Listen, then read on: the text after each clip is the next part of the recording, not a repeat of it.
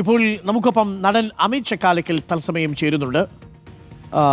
നമുക്ക് അമിത് ചക്കാലക്കലുമായിട്ട് സംസാരിക്കേണ്ടതുണ്ട്. കാരണം ഒരുപാട് സംശയങ്ങൾ ഈ ഭൂട്ടാനിൽ നിന്നുള്ള വാഹനക്കടത്തുമായി ബന്ധപ്പെട്ട് ഉയർന്നിട്ടുണ്ട്. അമിത് നമുക്കൊപ്പം ചേരുന്നു. Amit, good morning. Good morning Amit, എനിക്കറിയാം ഒരു കുറച്ച് ബുദ്ധിമുട്ടുള്ളൊരു സമയമാണ് അമിതിന് എന്നറിയാം പേഴ്സണലി. കാര്യം ഇങ്ങനൊരു സാഹചര്യം അമിത് നേരത്തെ അഭിമുഖീകരിച്ചിട്ടില്ലല്ലോ. യഥാർത്ഥത്തിൽ ഈ 8 വാഹനങ്ങളൊന്നും 6 വാഹനങ്ങളൊന്നും ഒക്കെ പലതരത്തിലുള്ള കണക്കുകളാണ്. പറയൂ അമിത്. ഇതിൽ ആക്ച്വലി ഒരു കഴിഞ്ഞ 2004 11 മാസം നവംബറിൽ ഓൾറെഡി ഇതേപോലെ വെഹിക്കിൾസ് വന്ന് അവർ ഇൻസ്പെക്ട് ചെയ്തു, സമൻസ് തന്നു. നമ്മളൊരു ഡോക്യുമെന്റ്സ് എല്ലാം അന്ന് സബ്മിറ്റ് ചെയ്തിരുന്നതാണ്. ഇത് സെക്കൻഡ് ടൈമാണത്. ഇത് നമ്മുടെ അവിടുത്തെ ഗരാജിൽ വന്നു വണ്ടികളുടെ എല്ലാം ഡോക്യുമെന്റ്സ് ഇത് സബ്മിറ്റ് ചെയ്യണമെന്ന് പറഞ്ഞു. അന്നൊരു റെയ്ഡ് നടന്നതാണ്. ഈ ഡോക്യുമെന്റ്സ് എല്ലാം സബ്മിറ്റ് ചെയ്തു, അവരെല്ലാം വെരിഫൈ ചെയ്ത് പോയതാണ്. പക്ഷെ ഇത് കഴിഞ്ഞ നവംബറിൽ, അതായത് 2024 നവംബറിൽ. ഇത് എത്ര വണ്ടിയുണ്ട് ശരിക്കും അമിതിന്റെ പേരിൽ എത്ര വണ്ടിയുണ്ട്? എൻ്റെ ഒറ്റ വാഹനമാണ്, അതായത് എൻ്റെ ലാൻഡ് ക്രൂയിസർ ഒരെണ്ണമാണ്. അത് ഞാൻ തന്നെ എൻ്റെ സോഷ്യൽ മീഡിയയിൽ ചെക്ക് ചെയ്തൊരു 5 വർഷമായിട്ട് ഞാൻ തന്നെ ഉപയോഗിച്ചുകൊണ്ടിരിക്കുന്നതാണ്. പിന്നെ അതിൻ്റെ പഴയ ഓണേഴ്സും മിക്കവരും ഒരു 5-8-10 വർഷമായിട്ട് സോഷ്യൽ മീഡിയയിൽ തന്നെ പലരുടെയും പോസ്റ്റിലും കാര്യങ്ങളിലും ഈ വണ്ടിയുണ്ട്. പിന്നെ എൻ്റെ വാഹനം ഇന്നലെ മോട്ടോർ ഡിപ്പാർട്ട്മെൻറ്റ് ഡയറക്റ്റ് വന്നു. അവരുടെ പോർട്ടലിൽ ഇതിൻ്റെ രജിസ്ട്രേഷൻ ഒതൻറ്റിസിറ്റിയും ഷാസി നമ്പറും എല്ലാം വെരിഫൈ ചെയ്ത് ഇന്നലെ തന്നെ. അപ്പോൾ അവരതിനെല്ലാം ഒരു പോസിറ്റീവായിട്ടുള്ള റെസ്പോൺസ് കൊടുത്തു. ഇപ്പോൾ ഇന്നലെ എൻ്റെ വണ്ടി കൊണ്ടുപോയ സമയത്ത് ഇനി ഞാൻ സബ്മിറ്റ് ചെയ്ത ഒറിജിനൽ ഡോക്യുമെന്റ്സ് ഒന്ന് വെരിഫൈ ചെയ്യണം, അത്രേ ഉള്ളൂ. അപ്പോൾ അതിന് വേണ്ടിയാണ് കൊണ്ടുപോയത്. പക്ഷെ എൻ്റെ ഒറ്റ വാഹനമേ ഉള്ളൂ. പക്ഷെ എൻ്റെ കെയർ ഓഫിൽ ആ വർക്ക്ഷോപ്പിൽ വന്ന വാഹനങ്ങളുണ്ട്. ഇപ്പോൾ ഒരു 1, 2, 3, 4, 5, 6 വാഹനങ്ങളുണ്ട്. അതൊന്നും എൻ്റെ വാഹനങ്ങളല്ല, എൻ്റെ കെയർ ഓഫിലെ ഗറാജിൽ പണിയാൻ വന്നതാണ്. അപ്പോൾ അതാത് ഓണേഴ്സിനോട് അതിൻ്റെ ഒറിജിനൽ ഡോക്യുമെന്റ്സും സാധനങ്ങളെല്ലാം സബ്മിറ്റ് ചെയ്യാനായിട്ട് അവർ ആവശ്യപ്പെട്ടിട്ടുണ്ട്. അമിതിന്റെ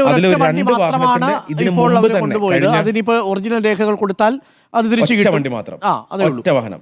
അമിതിന്റെ കെയർ ഓഫിൽ വന്നു എന്ന് പറയുമ്പോൾ അമിതിന്റെ സുഹൃത്തുക്കളുടെ വണ്ടികളാണ് ഓൾറെഡി. പക്ഷേ എൻ്റെ പേഴ്സണലി ഉള്ള ഡയറക്റ്റ് സുഹൃത്തിന്റെയും അവരുടെ കെയർ ഓഫിലും വന്ന വാഹനങ്ങളാണ്. മിക്ക വാഹനങ്ങളും ഇന്ത്യൻ ഷോറൂമിൽ എനിക്കറിയാം. ഞാൻ ഇന്നലെ തന്നെ വിളിച്ച് അതിന്റെ ഡോക്യുമെന്റ്സ് പറഞ്ഞു. പക്ഷെ അതിൽ തന്നെ ഒരു 3 വാഹനം ഇവിടെ ഇന്ത്യൻ ഷോറൂമിൽ നിന്ന് എടുത്ത വാഹനമാണ്. ഇന്ത്യൻ ഷോറൂമിൽ നിന്ന് എടുത്ത് ഇന്ത്യൻ ഇൻവോയ്സ് ഉള്ള വാഹനങ്ങൾ അതിൽ 3 എണ്ണം തന്നെ. ആ 3 വാഹനങ്ങൾക്കും പ്രശ്നം ഡോക്യുമെന്റ്സ് എല്ലാം ആയിട്ട് ഇല്ല. ബാക്കി മറ്റേ വാഹനങ്ങളും ഏകദേശം ഒരു 10-12 വർഷമായിട്ട് ഇവിടെ രജിസ്ട്രേഷനും പല ആൾക്കാരും ഒരു 10-20 വർഷമായിട്ട് പല ആൾക്കാർ അവരുടെ ഓണർഷിപ്പിലുള്ള വാഹനങ്ങളുമാണ്. ഇതൊന്നും ഈ ഭൂട്ടാനിൽ നിന്ന് വന്നേക്കുന്ന വാഹനങ്ങളല്ല. ഈ 7 വണ്ടിയും 6 വണ്ടി ഗാരേജിലുള്ള വാഹനങ്ങൾ, സുഹൃത്തുക്കളുടെ വാഹനവും നമ്മുടെ വണ്ടിയും 7 വണ്ടിയും ഭൂട്ടാൻ വണ്ടിയേ അല്ല. അല്ലല്ല, ഒരിക്കലും അല്ല. അതിൽ ഏറ്റവും വലിയ ഒരു ഉദാഹരണം എന്ന് വെച്ചാൽ ഈ കഴിഞ്ഞ 2 വർഷമായിട്ടാണ് ഏറ്റവും കൂടുതൽ വാഹനങ്ങൾ പുറത്തുനിന്ന് കൊണ്ടുവന്ന് ഇവിടെ രജിസ്ട്രേഷൻ തട്ടിപ്പ് നടത്തി ചെയ്തേക്കുന്നത്. ഇതില് മിക്കവരുടെയും കയ്യിൽ തന്നെ ഒരു 10-12 വർഷമായിട്ടും അതിന് മുമ്പത്തെ ഓണേഴ്സിന്റെ അടുത്ത് വർഷങ്ങളായിട്ടുള്ളതിന്റെ പ്രൂഫ് ഉൾപ്പെടെ നമ്മുടെ അടുത്ത് ഉണ്ട് ഇതിന്റെ. ഈ അമിതിന് കിട്ടിയ വണ്ടി എത്ര ഓണേഴ്സ് കൈമാറി വന്ന വണ്ടിയാണ്? 7 ഓണേഴ്സ് കൈമാറി വന്ന വണ്ടിയാണത്. ശരി. അപ്പൊ അത് കുറച്ച് വർഷം മുമ്പ് തന്നെ. അതിനകത്ത് ഹിമാചൽ പ്രദേശ് എപ്പോഴെങ്കിലും കാണിക്കുന്നു? ഇല്ല, എൻ്റെ വണ്ടി ഫസ്റ്റ് ഡൽഹി രജിസ്ട്രേഷൻ ആയിരുന്നു, അത് കഴിഞ്ഞ് MP രജിസ്ട്രേഷൻ ആയിരുന്നു, ഹിമാചൽ രജിസ്ട്രേഷനേ ഇല്ല. 7 ഓണർ കഴിഞ്ഞില്ല. അപ്പം അമിത് വാങ്ങുന്നുണ്ടെങ്കിൽ തന്നെ അത് 6ാമത്തെ ആളിൽ നിന്നാണല്ലോ വാങ്ങുന്നത്. ബാക്കിയുള്ള ഇത് വണ്ടി കൊണ്ടുവന്നതോ ഈ 5 ഓണേഴ്സോ ആയിട്ട് അമിതിന് ഒരു ഏഴാമത്തെ ആളുടെ ഞാൻ വാങ്ങണത്. ഞാൻ 7ാമത്തെ ആളുടെ ഞാൻ വാങ്ങുന്ന വണ്ടി.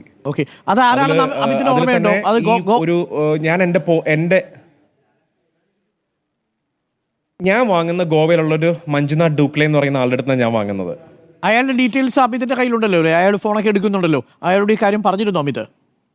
എല്ലാം ഉണ്ട്. ഈവൻ അയാൾക്ക് പൈസ ട്രാൻസ്ഫർ ചെയ്ത് കൊടുത്തതിൻ്റെയും പൈസ ഞാൻ ഇന്നലെ തന്നെ പറഞ്ഞു. അപ്പോൾ ആ സമയത്ത് തന്നെ ഇതിനു മുമ്പ് ഞാൻ ഇതിൻ്റെ ഡോക്യുമെന്റ്സ് എല്ലാം എടുക്കുന്നതിൻ്റെ കാരണം ഇതിനു മുമ്പ് നവംബർ മാസത്തിൽ ഒരു പ്രാവശ്യം ഇതേപോലെ സെർച്ചിങ് ഉണ്ടായപ്പോൾ എനിക്കറിയാം ഇത് എന്തായാലും ആവശ്യം വരുമെന്ന് പറഞ്ഞ് ഞാൻ ഇതിൻ്റെ പല ഓണേഴ്സിൻ്റെ അടുത്ത് പോയി പണ്ടത്തെ ഇൻഷുറൻസ് പോളിസി പുതുക്കിയത്, പണ്ട് അവർ വാഹന വിൽപ്പന കരാർ ചെയ്തതിൻ്റെ ഡോക്യുമെന്റ് ഇതെല്ലാം ഇന്നലെ അവർക്ക് പാസ് ചെയ്ത് കൊടുത്തു. 2010 വരെ നടന്ന മറ്റേ വിൽപ്പന കരാറിന്റെ ഇതിന്റെയും ഡീറ്റെയിൽസും സെയിൽ ഡീഡ് വരെ ഞാൻ കൊടുത്തിട്ടുണ്ട്. ഓൾമോസ്റ്റ് 15 years ബാക്ക് നടന്നത് വരെ. ഈ ഗാരേജ് അമിതിന്റെ സുഹൃത്തിന്റെ ഗാരേജ് ആണോ?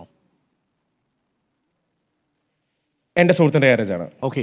അവിടെ ഇത്തരം വാഹനങ്ങൾ ഇവരെല്ലാവരും പണി ഞാൻ എൻ്റെ വണ്ടി റിപ്പയർ ചെയ്യുകയൊക്കെ ചെയ്യുന്ന സ്ഥലമാണ് അല്ലേ? ഇല്ല, ഇപ്പം മെയിൻലി എന്ന് വെച്ചാൽ ഞാൻ ഈ പഴയ വാഹനം ഒരു എന്താ പറയുക ഫുള്ളായിട്ട് സ്ക്രാച്ച് സിറ്റുവേഷനിൽ നിന്ന് പണിത് ഒരു ഭംഗിയായിട്ട് കൊണ്ടുനടക്കുന്നത് കണ്ടപ്പോൾ ഞങ്ങൾ ഈ പഴയ വണ്ടിയുടെ ഓണേഴ്സിനൊക്കെ ഇതേപോലെ ഗ്രൂപ്പുകളുണ്ട്. അപ്പം ഞാനിത് പോസ്റ്റ് ചെയ്ത് പറഞ്ഞു കഴിഞ്ഞപ്പോഴേക്കും ഞാനൊരു കഴിഞ്ഞ വർഷമായിട്ട് ഒരു ആക്സിഡൻ്റ് ആയിട്ട് ഷൂട്ടിന് ഒന്നും ചെയ്തിട്ടുണ്ടായിരുന്നു. എൻ്റെ ഈ മൂക്കൊടിഞ്ഞു. എന്നിട്ട് ഇതിപ്പോൾ രണ്ടാമത് പ്ലാസ്റ്റിക് സർജറി ചെയ്ത് വേറെ ഇത് വെച്ചത് ഒടിഞ്ഞു പോയി എൻ്റെ മൂക്ക്. അപ്പം ഞാൻ ഒരു വർഷമായിട്ട് ഷൂട്ടും കാര്യങ്ങളുണ്ടായിരുന്ന സമയം എൻ്റെ വണ്ടി ഞാനിത് മോഡിഫൈ ചെയ്ത പോലെ അല്ലെങ്കിൽ ഭംഗിയായിട്ട് കൊണ്ടുനടക്കുന്ന കണ്ടപ്പോൾ കുറേ പേര് ബ്രോ എനിക്കും കൂടി ചെയ്തു തരാമോ എന്ന് ചോദിച്ചു. അങ്ങനെ റെഫറൻസിൽ പല ആൾക്കാരുടെ വണ്ടി വന്ന് ഞാൻ ഈ ഗരാജിൽ ഐഡിയാസ് പറഞ്ഞു കൊടുക്കും, അവർ എക്സിക്യൂട്ട് ചെയ്യും. അപ്പൊ അങ്ങനെയാണ് ഈ വാഹനങ്ങളെല്ലാം വന്നത്. ഈ 6 വണ്ടികൾ ഏതൊക്കെ ബ്രാൻഡ് വണ്ടികളാണ് അമിത്? ഇപ്പൊ ഈ ഗാരേജിൽ കിടക്കുന്ന വണ്ടികൾ ഏതൊക്കെ ബ്രാൻഡ് ഉണ്ട്?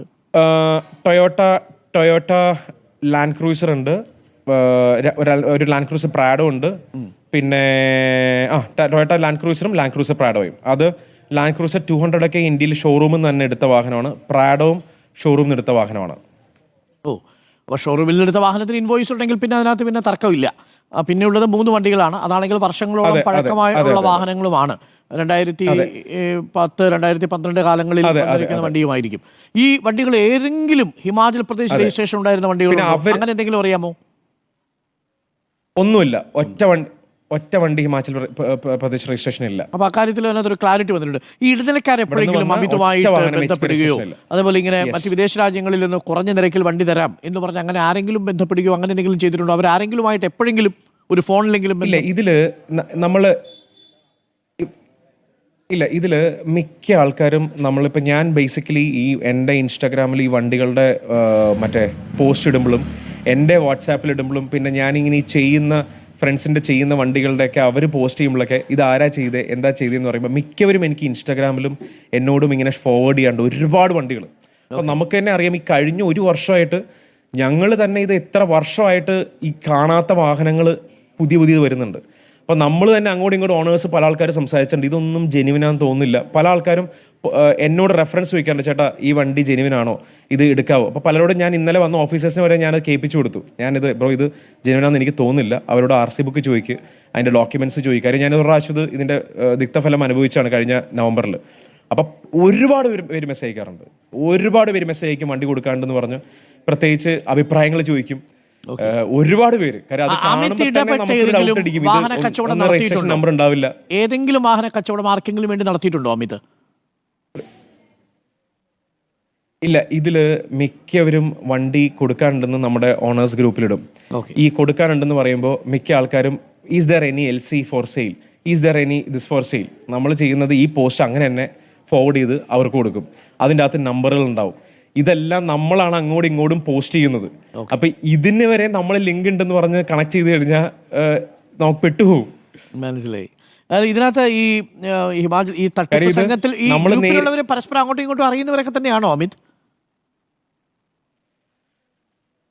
ഒരു നോർത്ത് ഇന്ത്യയിൽ നിന്ന് തന്നെ ഉള്ള ഒരുപാട് പേര് ആ ഗ്രൂപ്പിലുണ്ട്.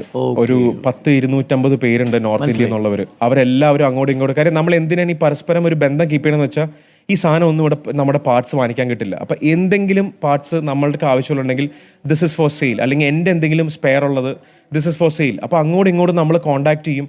അങ്ങോട്ടും ഇങ്ങോട്ടും ഒരു ബ്രദർഹുഡിലാണ് മുമ്പോട്ട് പോകുന്നത്. ഇപ്പോൾ ദുൽഖറിൻ്റെ ഒരു മാനേജർ ഒരു പ്രാവശ്യം എൻ്റെ അടുത്ത്, ബ്രോ ഏതെങ്കിലും LC 200 നല്ലത് വല്ലോ സെയിലുണ്ടോ? ഞാൻ ചോദിച്ചു, bro if anything comes up ഞാൻ സെൻഡ് ചെയ്യാം. ഇത് അങ്ങോട്ടും ഇങ്ങോട്ടും ഞങ്ങളൊരു ഇത് എന്താ പറയേണ്ടത്, ഭയങ്കര ഒരു സുലഭമായിട്ട് നടക്കുന്ന ഒരു കാര്യമാണ്. വണ്ടി കൊടുക്കാനുണ്ടെങ്കിൽ പാർട്സ് കൊടുക്കാനുണ്ടെങ്കിൽ അങ്ങോട്ടും ഇങ്ങോട്ടും ഷെയർ ചെയ്യും.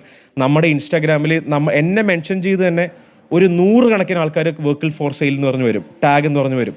ചിലത് എൻ്റെ കൂട്ടുകാരുടെ ആണെങ്കിൽ ഞാൻ റീഷെയർ ചെയ്ത് കൊടുക്കാറുണ്ട്. അപ്പോൾ അതെല്ലാം അവർ കാണുന്നത് ഞാൻ സെയിൽ ചെയ്യുന്ന പോലെ, അതെല്ലാം അവരുടെ ഡയറക്റ്റ് നമ്പർ ഉണ്ടാവും അതിൻ്റെ അകത്ത്. ഇങ്ങനെ ഈ ഭൂട്ടാൻ വഴിയൊക്കെ വാഹനം കടത്തുന്നുണ്ടോ എന്നുള്ളൊരു വിവരം അമിത്തിന് അറിയാമായിരുന്നു? ഇതേപോലെ രജിസ്ട്രേഷൻ വരും, ഈ പട്ടാളക്കാർ കൊടുക്കുന്ന വാഹനമൊക്കെ? പിന്നെ ഉറപ്പായിട്ടും അങ്ങനെ അറിയാമായിരുന്നു അല്ലേ? ഇത് പട്ടാളക്കാരുടെ ആണോ എന്നൊന്നും അറിയില്ല. പക്ഷേ ഇങ്ങനെയുള്ള പട്ടാളക്കാരുടെ എന്നൊക്കെ ഇപ്പൊ ഇവർ പറയുമ്പോൾ അറിയണം. പക്ഷെ ഇങ്ങനെയുള്ള വാഹനങ്ങൾ ഉറപ്പായിട്ട് ഈ കഴിഞ്ഞൊരു 6-7 മാസമായിട്ട് ഒരുപാട് ഇൻസ്റ്റാഗ്രാമിൽ വരുന്നുണ്ട്. പിന്നെ നമ്മളും പേഴ്സണലി ഇത്രയും വർഷങ്ങളായിട്ട് സമയമെടുത്ത് കഷ്ടപ്പെട്ട് നമ്മൾ പണിത വണ്ടികൾ നോക്കുമ്പോൾ ഒരു പയ്യൻ ഇന്നലെ മിനിയാന്നെ ഒരു വണ്ടി കൊണ്ടുവന്ന് പോസ്റ്റ് ചെയ്യും. അപ്പൊ നമുക്കും ചെറുതായിട്ടൊരു അസൂയ ഉണ്ടാവും, അല്ലെങ്കിൽ നമുക്കും ചെറുതായിട്ടൊന്നും പിടിക്കില്ല. അപ്പൊ അത് ഞങ്ങൾ അങ്ങോട്ടും ഇങ്ങോട്ടും ഓണേഴ്സ് പറയണ്ടേ, അതാ ഇതിപ്പോ ഈ വണ്ടി ഇത് ഇവിടെ നിന്ന് വന്നു. അത് യൂഷ്വലി ഞങ്ങളുടെ ഗ്രൂപ്പിൽ തന്നെ മീൻസ് ചർച്ച ചെയ്യുന്ന ഒരു കാര്യമാണത്. മനസ്സിലായി. ഓക്കെ, എന്തായാലും അത് കോൺഫിഡൻസ് ഉണ്ടല്ലോ. ഈ പറഞ്ഞതുപോലെ 3 ഇന്ത്യൻ ഇൻവോയ്സ് ഉണ്ട്. പിന്നെ ബാക്കിയുള്ള വണ്ടി വർഷങ്ങളായിട്ട് ഉപയോഗിക്കുന്ന വണ്ടികളാണ്. ഇതൊന്നും തന്നെ നേരിട്ട് അമിത് വാങ്ങിക്കൊടുത്ത വണ്ടിയുമല്ല. അമിതിന് ഈ വണ്ടിയുമായിട്ട് ഒരു ക്യാഷ് ട്രാൻസാക്ഷനും ഇല്ല അല്ലേ? ഈ 7 വണ്ടിയുമായിട്ട് 6 വണ്ടിയുമായിട്ടും അമിതിനൊരു ട്രാൻസാക്ഷനും ഇല്ല. LC മാത്രമേ ഉള്ളൂ. ഇല്ല, ഇതെല്ലാം നമ്മുടെ വർക്ക്ഷോപ്പിൽ വന്നു കഴിഞ്ഞാൽ അവരുടെ പേയ്മെന്റ് അവിടെ കൊടുക്കും. അതിന്റെ മെയിൻ്റനൻസ് വർക്കിന്റെ പേയ്മെന്റ് കൊടുക്കും. ഈ വർക്ക്ഷോപ്പിൽ അമിതിന് എന്തെങ്കിലും പങ്കാളിത്തം ഉണ്ടോ? സാമ്പത്തിക പങ്കാളിത്തമോ പാർട്ണർഷിപ്പോ എന്തെങ്കിലും? ഒന്നുമില്ല, നോ പാർട്ണർഷിപ്പ്, നത്തിങ്. അത് അയാളുടെ തന്നെ ഓൺ വർക്ക്ഷോപ്പാണ്. പിന്നെ ഇതിൽ തന്നെ ഒരു ഹെൽപ്പ് നമുക്ക് വേണ്ടതെന്ന് വെച്ച് കഴിഞ്ഞാൽ, ഇപ്പോൾ ഒരു വണ്ടി MH അല്ലെങ്കിൽ ഡൽഹി അല്ലെങ്കിൽ ഇതേപോലത്തെ രജിസ്ട്രേഷൻ 20 വർഷം പഴക്കം മുമ്പ് രജിസ്റ്റർ ചെയ്താണ്. ഇന്നലെ ഞാൻ RT ഓഫീസറോട് ചോദിച്ചപ്പോഴും നമ്മൾ ഫേസ് ചെയ്യാൻ പോകുന്ന ഒരു വലിയ പ്രോബ്ലം ഇതിന്റെ ബാക്ക് ഡോക്യുമെന്റ്, 20 വർഷം മുമ്പ് രജിസ്റ്റർ ചെയ്തതിന്റെ ബാക്ക് ഡോക്യുമെന്റ് വേണമെന്ന് പറഞ്ഞാൽ ഇപ്പോൾ ഈ വാഹനത്തിൽ അപ്ഡേഷൻ വന്നതിന് ശേഷം ഇതിന്റെ ഒന്നും ബാക്ക് ഡോക്യുമെന്റ്സ് നമുക്ക് ഇവർ പെട്ടെന്ന് എടുത്ത് തരികയോ അല്ലെങ്കിൽ സഹകരിക്കുകയോ ഇല്ല. പക്ഷെ അതൊന്ന് ഹെൽപ്പ് ചെയ്ത് കഴിഞ്ഞാൽ നമുക്ക് പെട്ടെന്ന് തന്നെ ഡോക്യുമെന്റ്സ് കൊടുക്കാൻ പറ്റും, വാഹനങ്ങൾ എടുക്കാൻ പറ്റും. ഇത് അവരാരും കീപ്പ് ചെയ്യില്ല 20 വർഷം മുമ്പുള്ള ഡോക്യുമെന്റ്സ് ഒന്നും. ഉത്തരവാദിത്വമാണ് അല്ലേ? അപ്പൊ ആ MH രജിസ്ട്രേഷൻ ഉള്ളവരുടെ, നമ്മുടെ വണ്ടി MH അല്ലല്ലോ. അത് തന്നെ അവരും ഇന്നലെ ഓഫീസേഴ്സ് പറഞ്ഞത്, നിങ്ങൾ എന്റെ വണ്ടി MH അല്ല, പക്ഷെ അവര് പറഞ്ഞത് ഇത് നിങ്ങളുടെ ഉത്തരവാദിത്തമാണ് ഈ ഡോക്യുമെന്റ്സ് ഒപ്പിക്കാന്നുള്ളത്. പക്ഷെ അത് നമ്മൾ അപ്പൊ ഒപ്പിക്കാൻ പോകുമ്പോൾ ഫേസ് ചെയ്യുന്നത്, നമ്മൾ ഈ ഇത്രയും ആൾക്കാർ കൈമറിഞ്ഞാൽ നമ്മുടെ അടുത്ത് വന്നത്. ഇതിന്റെ അകത്ത് ഓഫീസേഴ്സ് ആണ്, അവിടെ ഇരിക്കുന്നവരാണ് നമുക്ക് ഹെൽപ്പ് ചെയ്യേണ്ടത്. അത് ഉണ്ടാവുക എന്നുള്ളതാണ്. കാര്യം അപ്പൊ അത് നിരപരാധികൾ ശിക്ഷിക്കപ്പെടാൻ പാടില്ലല്ലോ. അപ്പൊ അമിത് എന്തായാലും കോൺഫിഡൻസോടുകൂടി ഇരിക്കുക. LC ഇനിയിപ്പം ഈ ഒറിജിനൽ ഡോക്യുമെന്റ്സ് ഇന്ന് നാളെയായിട്ട് കൊടുക്കുവോ അതോ കുറച്ച് സമയം എടുക്കുവോ? കൊടുക്കും. അവിടെ ഇല്ല, എനിക്ക് 1-2 ദിവസത്തിനുള്ളിൽ ഞാൻ കൊണ്ട് കൊടുക്കും. ബാക്കിയുള്ള ഡോക്യുമെന്റ്സ് എല്ലാം അവര് ഈ ഓണേഴ്സ് എല്ലാം അടുത്ത ദിവസം എത്തിക്കും. അപ്പോൾ എല്ലാം ഒരുമിച്ച് കൊണ്ട് കൊടുക്കും ഞങ്ങൾ. Okay, thank you Amit, thank you. അപ്പോൾ ആ സംശയത്തിന്റെ പുകമറയും മാഞ്ഞുവല്ലോ അല്ലേ? അപ്പോൾ ഇതാണ് യഥാർത്ഥത്തിൽ സംഭവിച്ചതെന്നാണ് അമിത് പറയുന്നത്.